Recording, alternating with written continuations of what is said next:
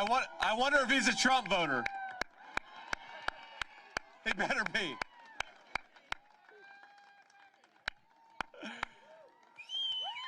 Is that it? We got anybody else coming?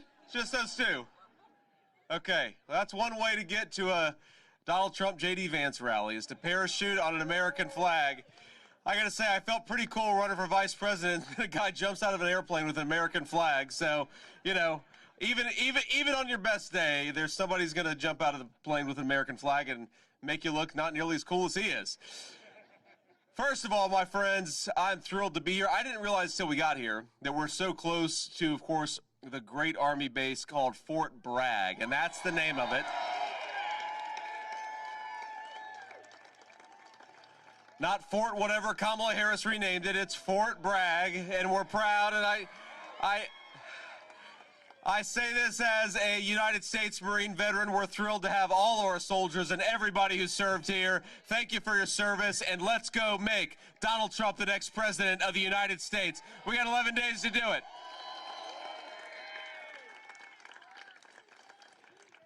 We got some Marines here too. All right. The owners of this facility over here, they said the Marines were in town doing some artillery training. And he said that when the Marines are in town, the whole building shakes, it's really loud. And I said, and all the bars run out of beer, I'm sure, when the Marines come to town. That's okay. Look, here's the thing about my job is, think about this. I've got the easiest job in American politics. I get to go around and I get to talk about the fact that when Donald Trump was president, inflation was 1.5%. People could afford groceries and people could afford housing. That's a hell of a record to run on. I get to go around talking about Donald Trump supported our police and secured the American southern border. We had low crime and we had a closed down border. That's something to brag about. And I get to go around and talk about the fact that we had take-home pay rising faster than it had in a generation in 40 years when Donald Trump was president. That's also a record to brag on. And, you know, we got a beautiful baby back here with a Make America Great Again shirt.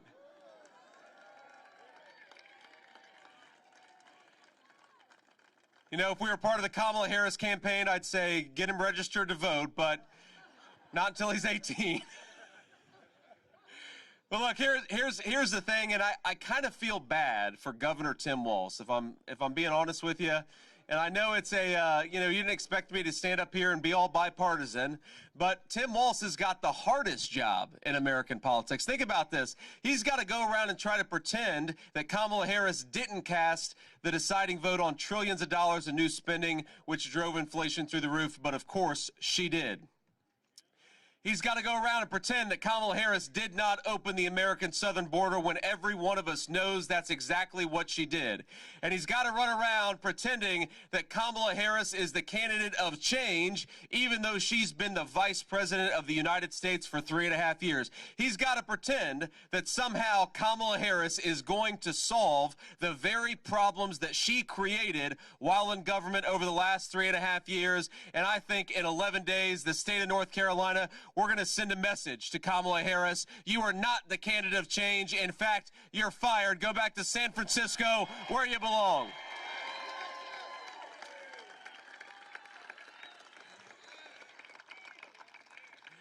Now, again, even though I don't like Kamala Harris's policies, look at me. I'm being a nice guy tonight. I'm talking about how Tim Walz has got the toughest job in politics, and Kamala Harris, she's got one thing going for her, my friends. It's that every time Kamala Harris does an interview, I think that Donald Trump picks up about 100,000 votes. Now, if you remember, a couple of weeks ago, she did an interview with The View, and in 19 seconds in a softball interview, she blew up her entire campaign. Now this, my friends, this is the sacrifice that I make running as vice president of the United States. I watch Kamala Harris on The View so that you don't have to. But remember Kamala's entire campaign. Her whole campaign is to pretend that she's going to solve the problems that she caused over the last 3.5 years. She'll stand up before a crowd and she'll say, on day one, we're going to tackle the affordability crisis that affects American families. And she'll say on day one, we are going to secure that southern border. And all of us with a lick of common sense are saying, Kamala, day one was 1,400 days ago. What the hell have you been doing the whole time? So that's been the theme of Kamala Harris's campaign. Then she goes on The View. She goes on The View and they say, what is one thing that you would have done differently from Joe Biden over the last 4 years? And Kamala Harris says, well, nothing comes to mind.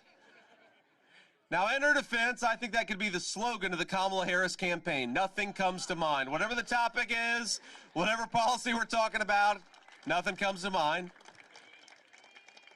But in 19 seconds, she blew up the entire narrative of her campaign. The dishonesty at the heart of the Kamala Harris campaign is that somehow she's going to be different for the next 4 years from what she was the first 4 years.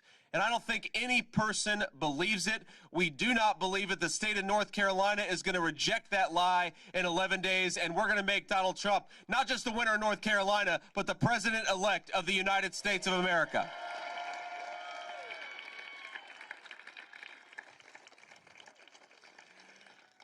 And I got to tell you that there are so many problems, so many issues where we could walk through Kamala Harris and her failure. We could talk about how Kamala Harris has created a schooling system where we indoctrinate children instead of educating them, and that's a disgrace. We could talk about Kamala Harris and her crazy foreign policy. It seems like we've increasingly got a war breaking out on every continent all across the world, and I happen to believe that we're going to get back to Donald Trump's policy of peace through strength. Make America safe, make America secure. And you know, these wonderful soldiers that put on the uniform and risk their lives for us every single day, that is the most precious resource we have as Americans, is we still have hundreds of thousands of young Americans who put on the uniform and fight for us. We got to use those resources and respect those resources as precious. You don't send them to every foreign conflict. You don't send them to police the world. You send them to fight for America's national security, and that's what Donald Trump's going to do.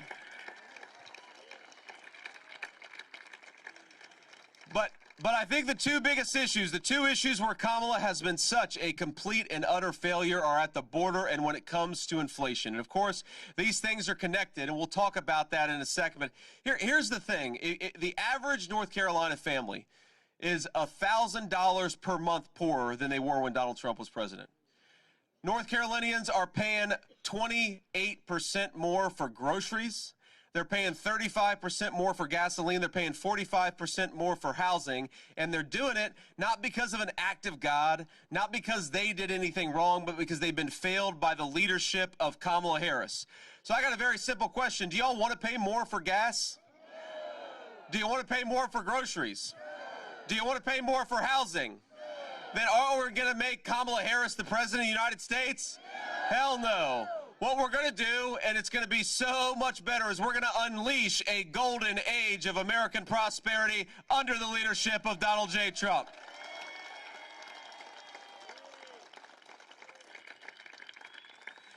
And we're going to do it by doing the things that Kamala Harris didn't do. You know, every time they ask Kamala Harris a question, what is your specific plan for lowering prices for American families? What are you going to do actually to secure the southern border? She'll go, well, I grew up in a middle-class family.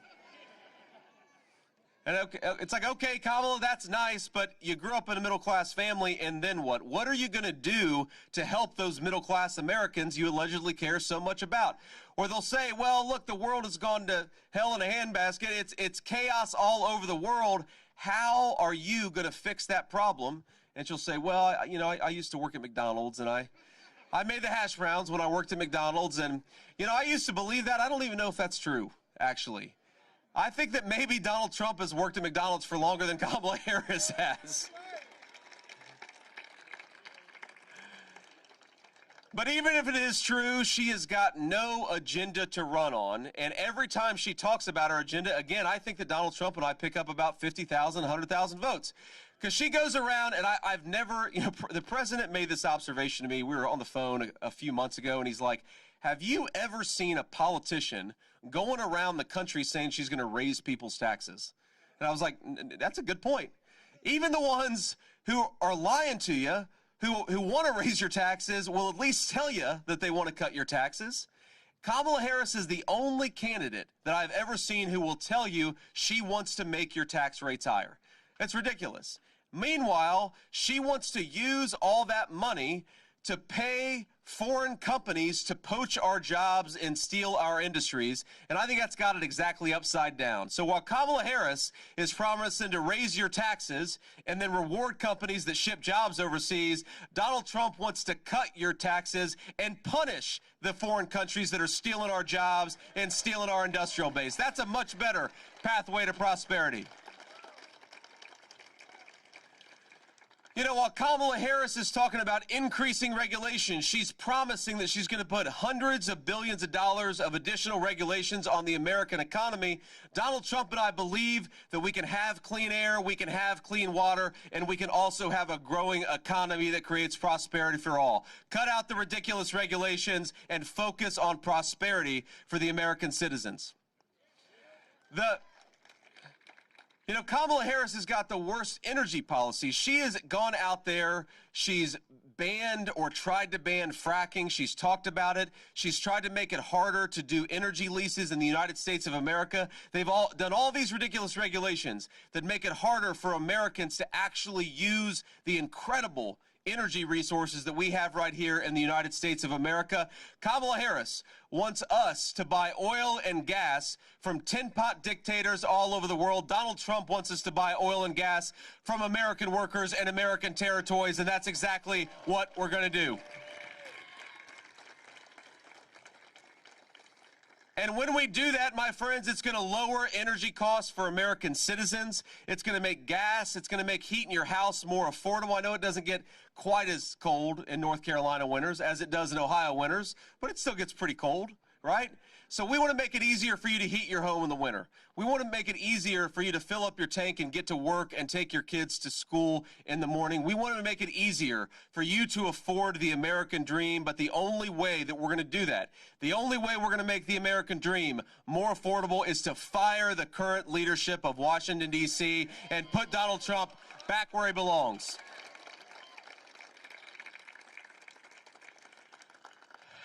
Now, of course, the biggest difference, and that's a lot to say because there's a lot of differences between Kamala Harris and Donald Trump. Kamala Harris is, of course, more of the same on this wide-open southern border, and Donald Trump is saying, my friends, we're going to shut it down. We're going to close down that border. We're going to build the wall. We're going to reimpose deportations, and we're going to put American citizens back in charge of their own country.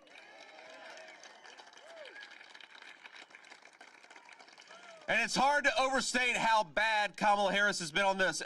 From the moment she came into the Oval Office, she actively bragged about undoing Donald Trump's successful border policies. She said, we're going to suspend deportations. She said that we're going to make it harder for people who are illegally in this country to get taken out of this country. She said it was compassionate to allow the Mexican drug cartels free reign over the United States of America. You know what I think real compassionate is? Putting the interests of your citizens first and cutting out the terrible sex trafficking and drug trafficking the Mexican drug cartels have been doing in this country.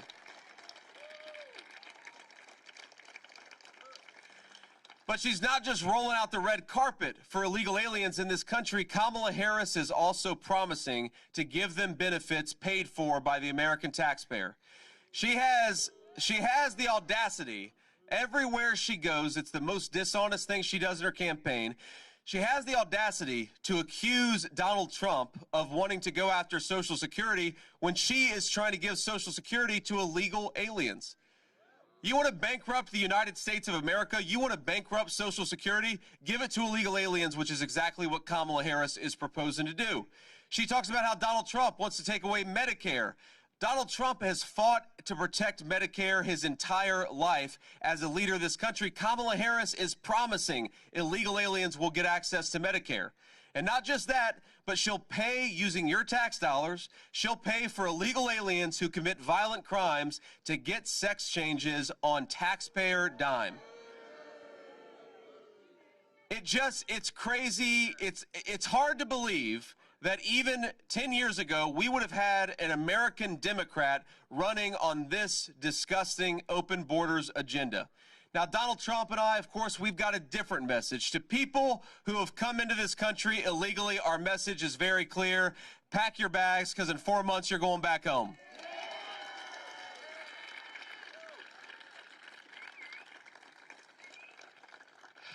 You know, there's so many problems that come from this wide open southern border.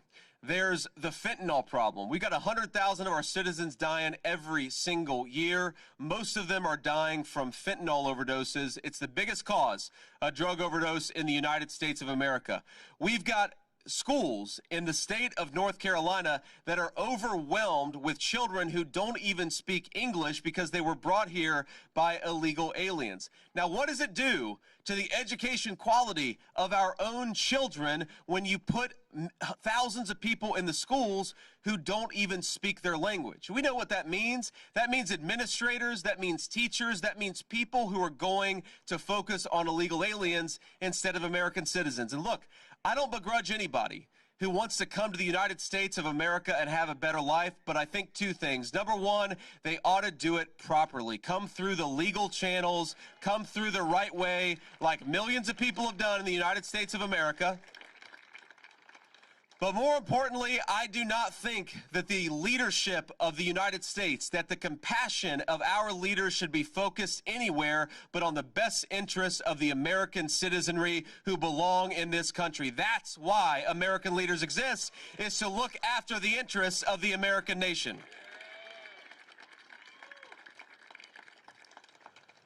Now, I'm going to say a couple more things. I want to recognize some people, but I know we've got some reporters here. We're going to, let them ask some questions, and I'll answer a few questions. I want to give a shout out to you guys. Have a great lieutenant governor. We've got. Sorry, Mark isn't here. We've got Lieutenant General Keith Kellogg. He's not Lieutenant Governor. Lieutenant General Keith Kellogg. Keith, could you raise your hand for us? He's somewhere around here. He's been one of the best defenders that I've ever seen of Donald Trump. He's been a great patriot for the United States of America, and of course, he's a great public servant. General Kellogg, thank you for being here. We've got the state GOP chair somewhere around here. Raise your hand. There we are, way back in the back. He's a tall guy. But you look at the early voting numbers. You look at how much we're turning out in big ways in the Republican Party. We are doing a really good job in the state of North Carolina, and we got to keep our pedal to the metal. The one thing I worry about is, I don't want folks to get complacent. We got 11 days to go, and we know the Democrats are going to pull every trick in the book to try to make Kamala Harris the President of the United States, and that means that we've got to work our tails off for the next 11 days to make sure that our guy, the people's president, Donald J. Trump, wins this election and takes back this country.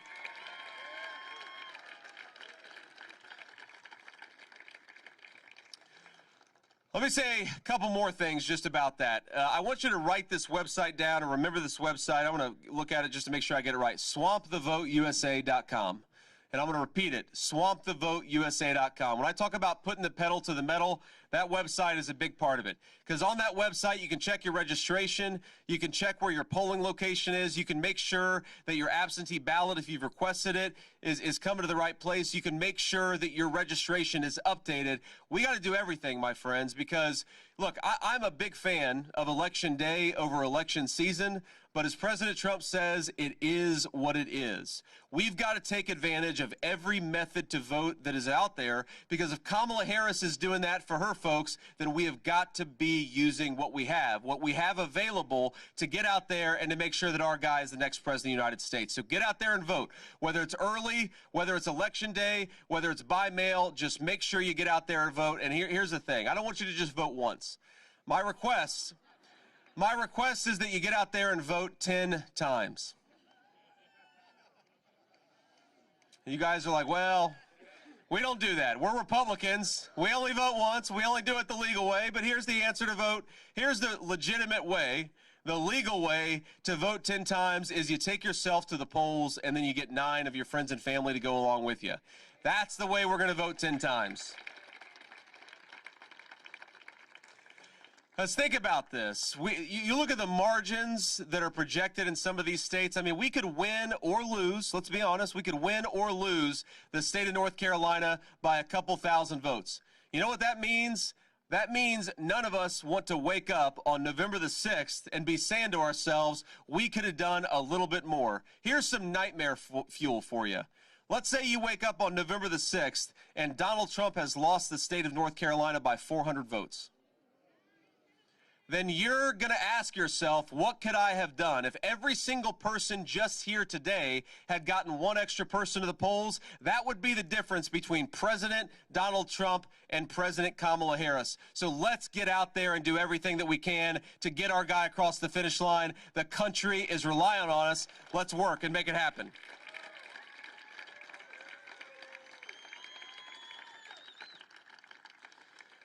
One final thing. I know most people use social media some form. Maybe you just text, maybe you just call people. Whatever your favorite method of talking to your fellow citizens, make sure you tell them why you're voting for Donald Trump. Okay, whether it's X or Instagram or whatever you use, make sure people know why you're voting for Donald Trump. Because look, Kamala Harris and her allies in the corporate media, they're never going to tell the truth about this campaign. They're never going to tell the truth about our candidate, but you know who can tell the truth? We can. We can get out there to our neighbors, to our friends, to our family, and talk about why we're making Donald Trump the next president of the United States. I know that this is all, look, I know all of you are doing it. But ask yourself, we can do everything that we can, or we can do just a little bit over the next 11 days, and every single one of us needs to do everything we can to elect Donald J. Trump the next president of the United States. I know I'm working hard. I know you will too.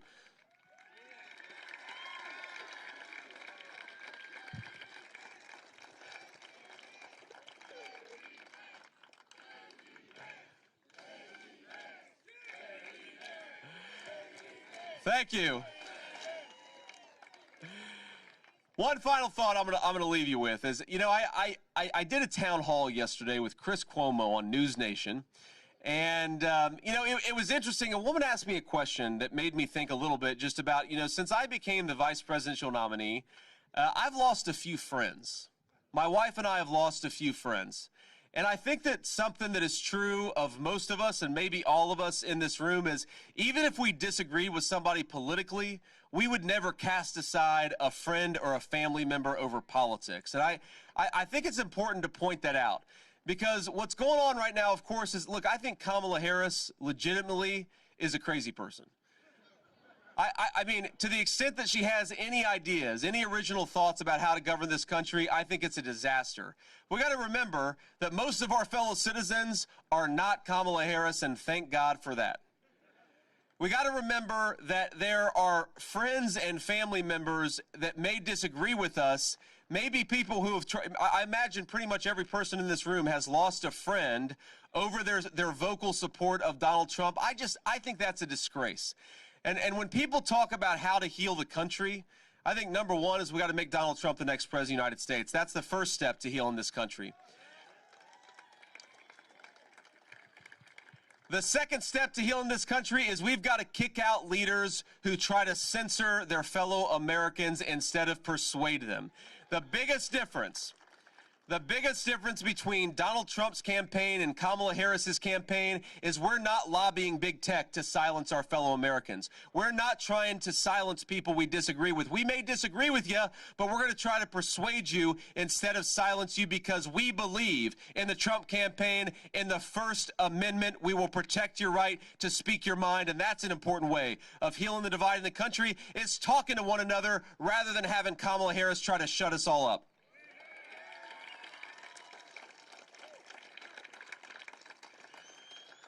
But I think a third thing we got to do, just to repeat myself, is even if you've got somebody who's going to make a bad political decision in November, spend the next 11 days not casting them out of your life. Let's spend the next 11 days trying to persuade them that Donald Trump is the best future, not just for this country, but for them personally. And that's what I promise you I'm going to do. I'm going to try to make my argument for the next 11 days to anybody who's still open to persuasion, because here's what I believe.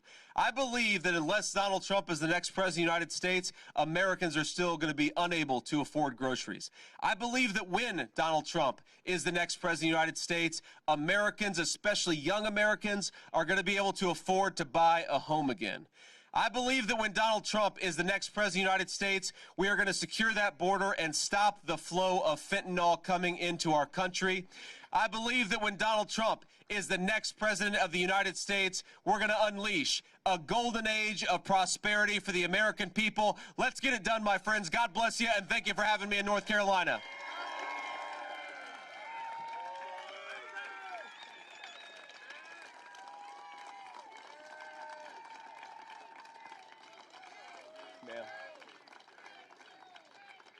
All righty.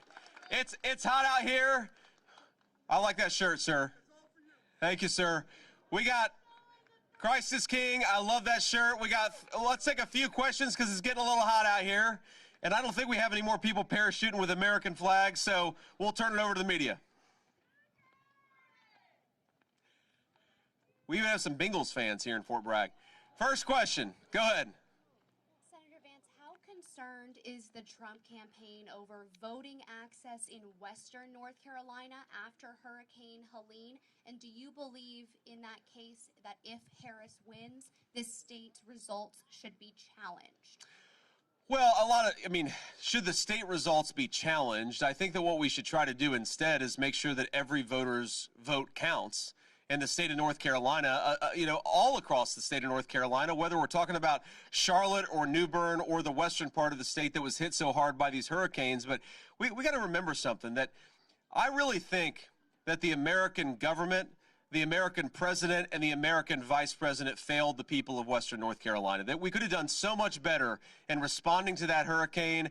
The 82nd Airborne should have been in western North Carolina the day after the storm, not a week after the storm, and I think we would have saved a lot of lives if we had done that.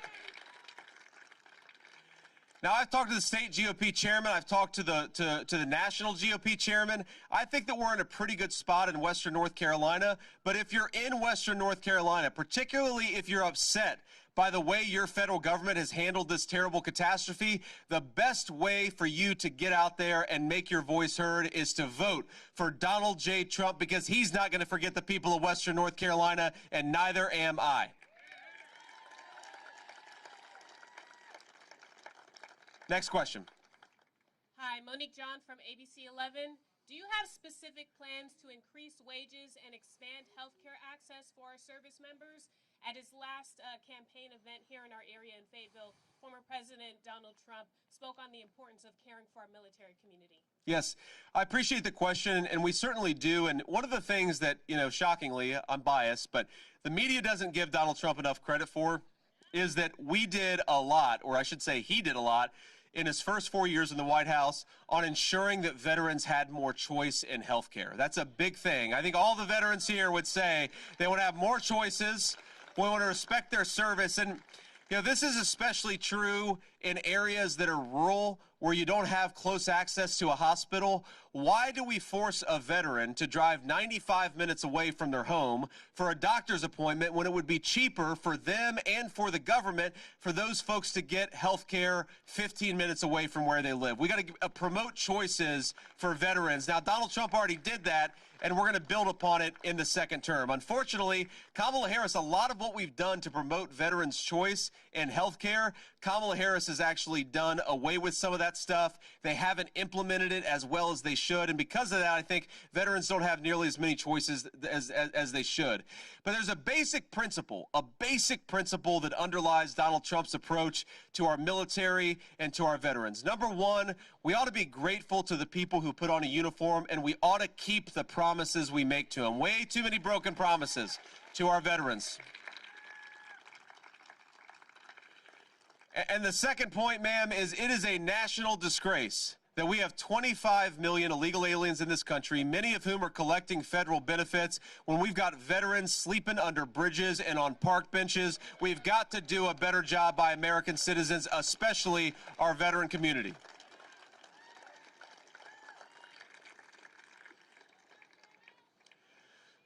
Senator Vance, Hal Nunn from Hoke Media Group.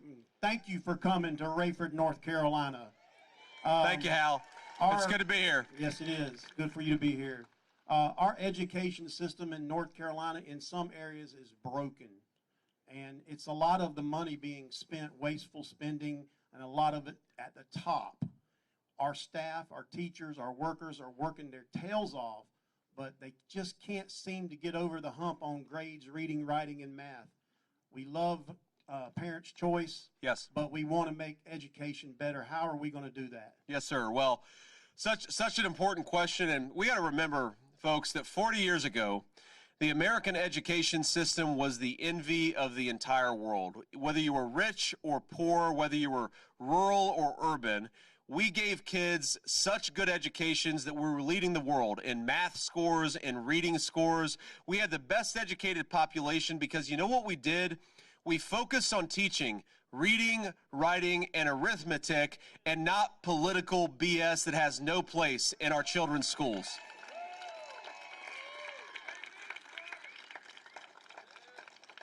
Now, you talk about spending. We actually spend more per pupil than almost any education system in the entire world, and we have to ask ourselves, what are we getting from it? We're getting 40th in reading, 41st in math. We're not giving a good education to our children, and most importantly, our kids are not going to have good opportunities in life if they start out with a bad education. So we got to say, number one, we want to give parents more choices in schools. Let parents choose where they send their schools. The money ought to follow the child around, not a broken school system if that kid is stuck in a broken school. That's principle number one. And, sir, the final thing I'll say, principle number two, is we have got to stop using the taxpayers of the people in this beautiful facility to fund political BS in our schools. I think a lot of you would be shocked if you realize that, you know, why can't our kids add 2 + 2, but they know that there are 87 genders? Why is that happening? It's happening because our tax money goes to fund bureaucrats at the Department of Education. Bureaucrats that are putting radical curricula into our schools instead of teaching our kids what they need to be successful, happy, and healthy people. We got to get back to the basics in education, and Donald Trump and I are going to fight for that every single day. Thank you, sir, for your question. We'll do one more. I'll leave you with a thought, and then we'll hit the road. Hi, Senator Vance. Joey Pierre from the Fayetteville Observer.